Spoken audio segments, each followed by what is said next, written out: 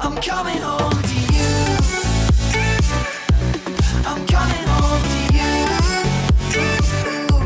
I'm coming home to you. And I know that it's hard with you, but I'm coming home.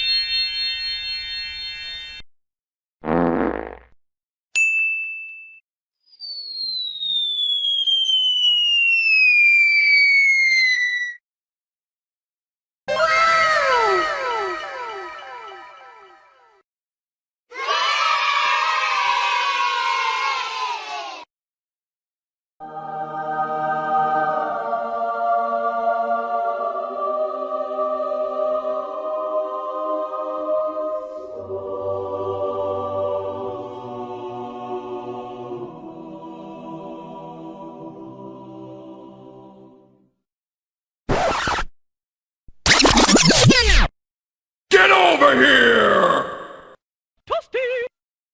Nope.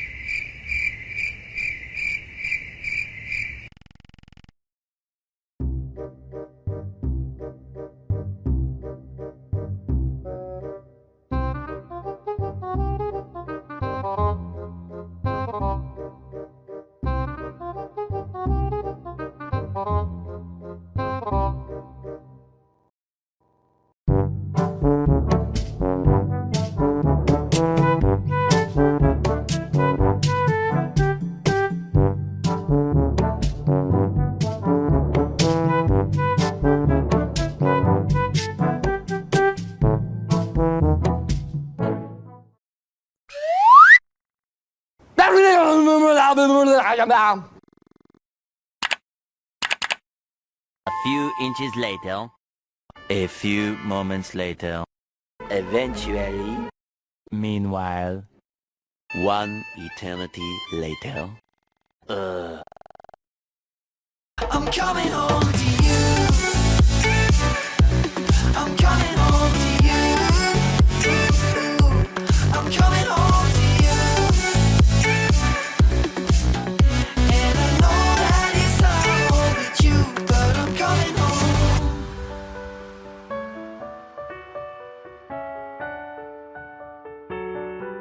I'm coming home.